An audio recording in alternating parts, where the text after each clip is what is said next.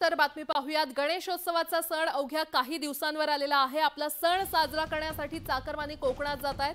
दरम्यान कोकणात जाण्यासाठी असणाऱ्या मुंबई गोवा महामार्गाची अक्षरशः चाळण झाली आहे आणि याच पार्श्वभूमीवर मुख्यमंत्री एकनाथ शिंदे मुंबई गोवा महामार्गाची पाहणी करणार आहेत। सकाळी 11 वाजल्यापासून पनवेलच्या पळसपे फाट्यापासून मुख्यमंत्र्यांचा हा पाहणी दौरा सुरू होणार आहे। यावेळी त्यांच्यासोबत महामार्ग प्राधिकरणाचे अधिकारी देखील उपस्थित असतील।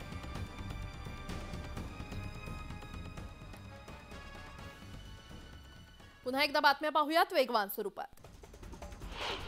कोल्हापुरातील केशवराव भोसले नाट्यगृहाला लागलेल्या आगीमध्ये संपूर्ण नाट्यगृह जळून खाक झाले आणि या आगीनंतर नाट्यगृहात पडलेला मलबा अद्यापही नाट्यगृहात पडू नये इन्शुरन्सच्या दाव्याची प्रक्रिया आणि पाहणी पूर्ण झाल्यानंतर हा मलबा नाट्यगृहातून बाहेर काढला जाणार आहे। ठाणे बेलापूर औद्योगिक वसाहतीमध्ये झोपडे आणि डेब्रिजचं अतिक्रमण वाढू लागलेलं आहे। महापे ते शिळफाटा रोडवर अडवली भुतावली गावाजवळ मोक्याच्या ठिकाणी अनधिकृतपणे झोपड्यांचं बांधकाम करण्यात आलंय। त्याच ठिकाणी डेब्रिजचा भराव देखील करण्यात येतोय आणि त्यामुळे प्रशासनाच्या दुर्लक्षामुळे भूखंड हडपलाय। पुण्यात कोयता गँगने केलेल्या हल्ल्यात सहाय्यक पोलीस निरीक्षक जखमी झालेला आहे। रत्नदीप गायकवाड असं हल्ल्यात जखमी झालेल्या पोलीस निरीक्षकाचं नाव आहे। पुण्यातील रामटेकडी परिसरात कोयता टोळीच्या गुंडांना पकडण्यासाठी पोलीस गेले होते आणि यावेळी या गुंडांनी पोलिसांवरच हल्ला केला। बुलेट ट्रेन प्रकल्पातील नर्मदा नदीवरील पुलाच्या 25 वेल फाउंडेशनपैकी 19 वेल फाउंडेशनचं काम पूर्ण झाल्यानं प्रकल्प पूर्णत्वाच्या दृष्टीनं हा महत्त्वाचा टप्पा लवकरच पार होणार आहे। हा पूल सुरत आणि भरूच बुलेट ट्रेन स्थानकादरम्यान नर्मदा नदीवरील 1.4 किलोमीटर लांबीचा नदी पूल आहे, जो बुलेट ट्रेन प्रकल्पातील गुजरात भागातील सर्वाधिक लांबीचा नदी पूल ठरणार आहे।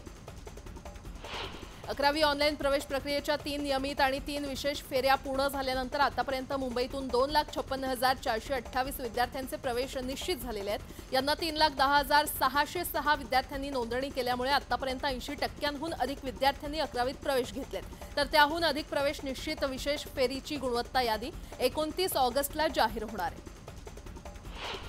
सोसायटीची जागा एका कंपनीकडे परस्पर गहाण ठेवून 200 कोटींचं कर्ज घेऊन म्हाडा आणि सोसायटी सदस्यांचा विश्वासघात करून कर्जाचे 200 कोटी बांधकामासाठी न वापरता स्वतःसाठी वापरून म्हाडा आणि सोसायटीची फसवणूक करणाऱ्या पियर्स रिअल्टीचे भास्कर कामत यांच्यासह 13 जणांविरोधात फसवणुकीचा गुन्हा दाखल करण्यात आलाय। फार्मसी अभ्यासक्रम पूर्ण केलेल्या विद्यार्थ्यांना आता फार्मासिस्ट म्हणून नोंदणी करण्यासाठी एक्झिट परीक्षा द्यावी लागणार आहे। आयुर्विज्ञान विभागाच्या राष्ट्रीय परीक्षा मंडळानं या एक्झिट परीक्षेचं वेळापत्रक जाहीर केलंय। त्यानुसार 13 सप्टेंबरपर्यंत या विद्यार्थ्यांना परीक्षेसाठी अर्ज भरता येणार आहे, तर ऑक्टोबरमध्ये या परीक्षा घेतल्या जाणार आहेत। सणासुदीबरोबरच लग्नसराईसाठीच्या खरेदीमुळे सोन्या चांदीच्या भावात चढ उतार होताना दिसतोय।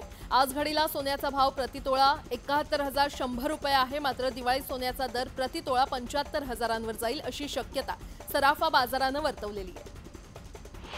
नेत्र रुग्णांना अद्ययावत सुविधा देण्यासाठी मुंबई पालिकेच्या केईएम रुग्णालयानं एक महत्त्वाचं पाऊल उचललंय। रुग्णालयातील नेत्र शल्यचिकित्सा विभागात मॉड्युलर ऑपरेशन वेटरच्या सुविधेची सुरुवात नुकतीच करण्यात आलेली आहे। अद्ययावत उपकरणांमुळे महिन्याला 300 शस्त्रक्रिया करणं शक्य होणार आहे।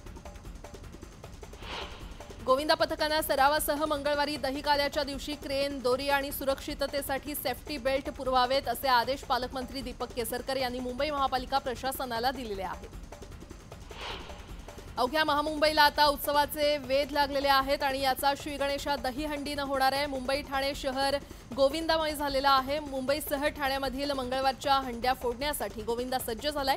लाख मोलाच्या हंड्यांसाठी थरावर थर रचून सलामी दिल्यानंतर मुंबईचा गोविंदा विक्रम रचण्यासाठी ठाण्याकडे आगेकूच करतील। मिठी ओशिवरा या नद्यांचं पुनरुज्जीवन करण्यासाठी MMRDAनं नियोजन केलेलं आहे। नमामि गंगा या प्रकल्पाच्या धर्तीवर यातून पर्यटन आणि विरंगुळा क्षेत्र म्हणून विकास केला जाईल, तसंच पर्यावरण जतन संरक्षणाचे उपाय देखील योजले जातील अशी माहिती मुख्यमंत्री एकनाथ शिंदे यांनी दिली आहे। राज्यातील सुमारे 1.25 कोटीपेक्षा जास्त ज्येष्ठांसाठी ज्येष्ठ नागरिक महामंडळ स्थापन करण्याचा निर्णय मंत्रिमंडळ बैठकीत घेण्यात आलाय। या निर्णयामुळे ज्येष्ठ नागरिकांना म्हातारपण, बेरोजगारी, आजारपण आणि विकलांगता यामध्ये संरक्षण मिळेल आणि त्यांचा वृद्धापकाळ सुसह्य होण्यास मदत होईल। मुंबईत म्हाडाच्या घरांच्या किमती कमी होण्याची शक्यता आहे। रेडी रेकनर्सशी संबंधित विक्री कमी किंमत निश्चित करण्याचं धोरण आहे आणि त्यामुळे सरप्लस अंतर्गत मिळालेल्या घरांच्या किमती जास्त आहेत, त्या किमती कमी करण्याबाबत लवकरच निर्णय घेण्यात येणार आहे। मुंबई पालिका कार्यक्षेत्रातील फेरीवाल्यांची एक शिखर समिती आणि 7 परिमंडळाच्या प्रत्येकी एक याप्रमाणे 8 समित्यांसाठी 29 ऑगस्ट रोजी निवडणूक होणार आहे। निवडणुकीसाठी नियुक्त केलेले अधिकारी कर्मचारी मिळून सुमारे 650 जणांना पालिका आज सोमवारी विलेपार्ले पूर्वेतील मास्टर दीनानाथ मंगेशकर नाट्यगृहात प्रशिक्षण देणार आहे।